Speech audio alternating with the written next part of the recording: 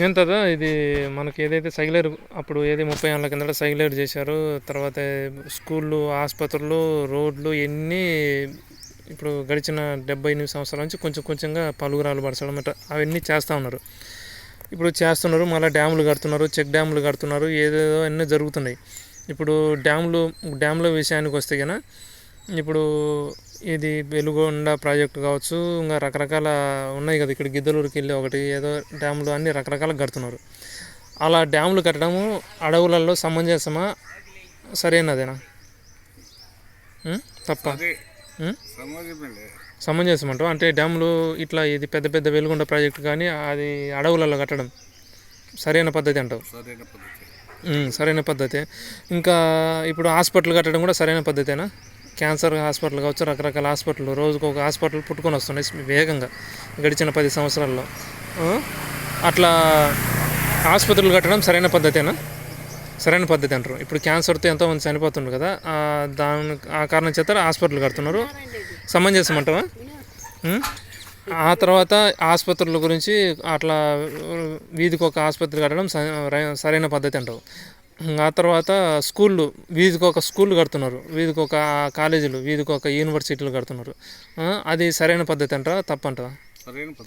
ఆ తర్వాత ఆర్థిక వ్యవస్థ ఉంది కదా, లక్షల కోట్లు. అది మొత్తం వ్యాపార సామాగ్రి అంటే మొత్తం విదేశీ సామాగ్రి అంటే మత్తు పానీయాలు కావచ్చు, అది మద్యపానం అంటారు కదా, అవన్నీ వీధికి ఒక దుకాణం ఓపెన్ చేసి ఉన్నాయి.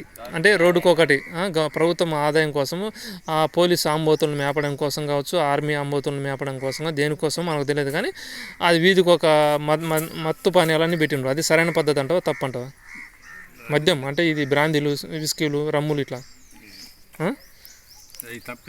తప్పంటావా? ఆ తర్వాత పూర్వము రంగస్వామి గుడి దగ్గర పోతే పెద్ద తేనెపార కావచ్చు, చిన్న తేనెపారలు, రకరకాల తేనెపారలు గుట్టలు చెట్లకు ఏలబడి ఉండేటివి. ఇప్పుడు చూద్దామంటే ఒకటి కూడా కనిపించట్లేదు. ఈ విధంగా ప్రభుత్వ ఆధీనంలో ఈ విధంగా నాశనం చేయడము మీకు సరైన పద్ధతే, తప్పంటావా? తేనెటీగలనే లేకుండా చేయడం అంటే వ్యవసాయానికి చాలా ప్రముఖ పాత్ర వహించే తేనెటీగలు ఏవి ఉన్నాయి. మామూలుగా పుప్పొడిని సేకరించి ఇట్లా తేనె తయారు చేయడం కావచ్చు. తర్వాత పిండోత్పత్తి అంటే ఒక మొక్క మీద, ఒక పూత మీద ఇంకొక పూత మీద వాడడం వల్ల పరాపరక సంపర్కం జరిగి కాయ ఏర్పడడానికి అంటే పుష్పం నుంచి విత్తనంగా మారడానికి అవకాశం ఉంటుంది అనమాట. అటువంటి వ్యవస్థను ప్రభుత్వం దగ్గరుండి ఆ తేనెటీగలన్నింటినీ కాల్చివేయడం జరిగింది. అది సరైన పద్ధతి అంటావా, తప్పంటావా? తప్పే కదా.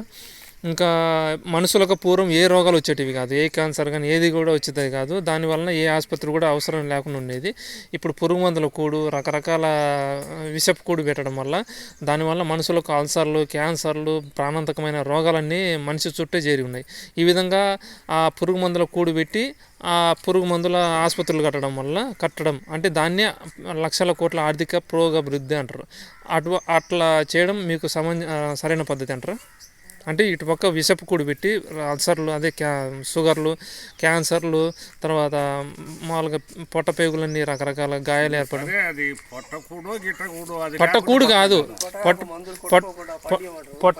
పొట్టకూడు కాదు నేను అనేది. పూర్వం లేవు. పూర్వం మందులు లేకుండా పండుతున్నాయి. ఇప్పుడు పురుగు మందులు కొడితేనే పండుతున్నాయి, లేవతలేదు. ఎందుకు? ఆ కారణం ఏంటంటే దేశీ విత్తనాలు నాశనం చేయడం, హైబ్రిడ్ విత్తనాలు, జన్యు మార్పిడి విత్తనాలు అంటే అలా చేయడం వల్ల ఇవన్నీ జరుగుతున్నాయి. అట్లా చేయడం మీకు సరైన పద్ధతి అంటే జన్యు మార్పిడి చేయడం వల్ల అది తిన్న మనుషులకు రోగాలు వస్తాయి. మనుషులకు రోగాలు వస్తాయి అనమాట. జన్యు మార్పిడి చేసిన విత్తనం అంటే దేశీ వాళ్ళ విత్తనాలను నాశనం చేయడం. ప్రభుత్వం అనేది దేశవాళీ విత్తనాలన్నింటినీ మొత్తం వెతికి నాశనం చేసింది అనమాట. అలా చేయడం అనేది చేసి హైబ్రిడ్ విత్తనాలు, జన్యు మార్పిడి విత్తనాలు చేయడం ఆ ప్రభుత్వం చేసింది.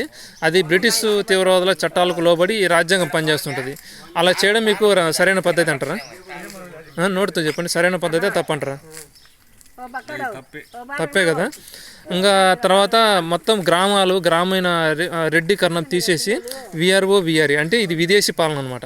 స్వదేశీ పాలనకు సంబంధించిన రెడ్డీకరణాన్ని తీసేసి విదేశీకి సంబంధించిన విఆర్ఏ అనే వ్యవస్థను తీసుకొని రావడం మీకు సరైన పద్ధతి, తప్ప? మామూలుగా స్వదేశీ ఉత్పత్తులను మీద దాడులు చేయడము, విదేశీ ఉత్పత్తులకు స్వాగతం తెలపడం ఈ హోంశాఖ చేస్తుంటుంది.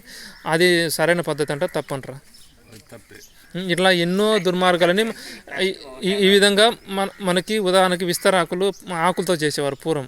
వాటినన్నిటిని లేకుండా నాశనం చేసి వాటికి గిట్టుబాటు ధరలు లేకుండా చేసి ఆ ప్లాస్టిక్ విస్తరాకులు వచ్చేటట్టు చేయడం, అంటే ఆ విధంగా అన్నీ అట్లా మొత్తం ఇలా చేయడం సరైన పద్ధతే తప్పంటారా? మట్టిని కూడా నాశనం చేయడము, గాలిని నాశనం చేయడం, నదులను కలుషితం చేయడం, అడవులను తగలబెట్టడం, ఇటువంటివన్నీ ఎన్నో దుర్మార్గాలు ఎంచుకుంటూ పోతే జీవితం సరిపోదు. అలా అవన్నీ ఈ రాజ్యాంగం దగ్గరుండి, అంటే ఈ రాజ్యాంగం ఏమిటంటే బ్రిటిష్ వాళ్ళది, ఈ బ్రిటిష్ తీవ్రవాదులు, అంటే ఈ దేశంలో కాదు ప్రపంచం, ఇప్పుడు ఆస్ట్రేలియా కావచ్చు, సూడాను, ఆస్ట్రేలియా ఉండే దేశాలు మొత్తం, అంటార్కిటికా ఖండం కావచ్చు, అన్ని చోట్ల మొత్తం ఆసియా ఖండంలో కావచ్చు,